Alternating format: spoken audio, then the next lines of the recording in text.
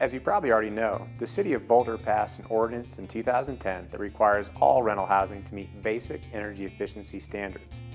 There's a lot to learn, and I've been helping Boulder's property owners and managers understand the SmartRegs ordinance and how to best deal with these new requirements. To do that, we'll take you through a typical SmartRegs inspection.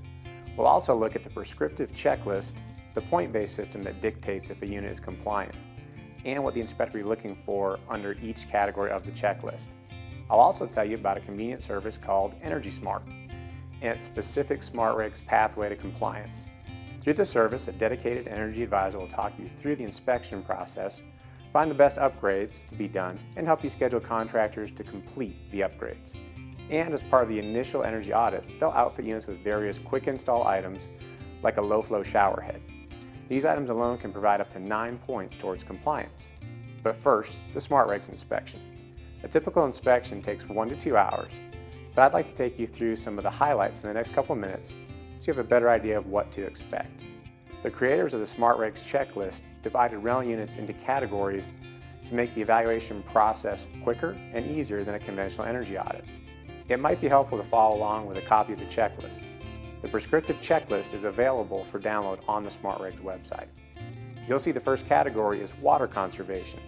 This is the only category where you must get at least 2 points, in addition to the 100-point requirement. For some of these measures, points are awarded if the average flow rate of fixtures meets a specified gallons per minute or GPM rating. An inspector will evaluate the insulation value in each type of the exterior wall in the unit. They'll likely investigate by inserting a device into the wall to determine the depth of the wall and insulation type. Short of removing drywall, this is the most accurate method for determining a wall's makeup. The inspector will then aggregate this information in 25% increments and award points accordingly. A similar evaluation will determine the point value in the ceiling insulation category. An inspector will take a look into the attic and can determine the insulation R value by measuring the depth of insulation. To evaluate windows and doors, an inspector will determine the breakdown in 25% increments of exterior window and door types. Since a window's makeup can help determine its efficiency, they will then take a close look to determine if windows are single or double pane and metal or non-metal frame. Newer windows will have a sticker from the National Fenestration Rating Council, or NFRC, listing its U value. A blower door test will be set to measure the air infiltration, or for lack of a better term, the leakiness of your unit.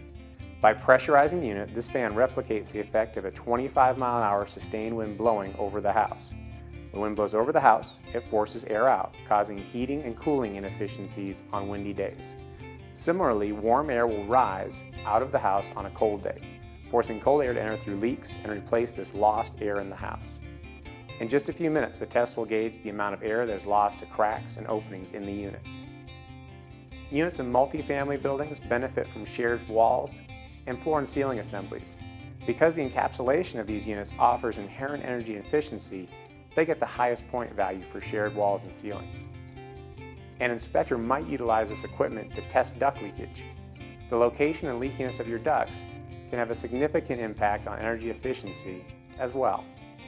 If air is traveling through ducts in unconditioned space, it will lose heat before it even reaches the vent. Units that have no ducts receive full credit in this category, as there will be no conductive loss of energy. The efficiency of equipment like furnaces and refrigerators will be determined by locating and reading the unit's label. When a label cannot be located, your inspector can look up an efficiency rating based on the model number. Your inspector will award points based on the percentage of fixtures fitted with efficient light bulbs.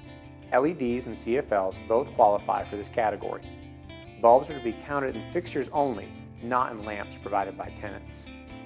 Points may be awarded for functioning solar water heating systems and solar photovoltaic systems. In the case of a photovoltaic system, a unit must earn 70 points on the rest of the checklist before any PV points may be awarded. At 70 plus points, even a small PV system would push the unit over the 100-point mark. The Energy Smart service has a specific pathway for SmartRegs compliance. For more information about this service, please visit their website. Hello, I'm Matt Wilmoth. I'm a SmartRegs specialist with Energy Smart, and I can help you to further understand any part of the SmartReg checklist. I can also enroll you for free Energy Smart services, as well as schedule SmartRegs inspections for $120. Through Energy Smart, you'll get your inspection completed, as well as customized advice and services to help walk your units through the SmartRegs compliance process. We'll install a couple energy and water saving items that can add up to 9 points on the checklist and help you find rebates for any work that might need to be done. So far, we've found that almost 40% of properties are already compliant without any upgrades needed. So give us a call. We would love to hear from you. We can be reached at 303-544-1000.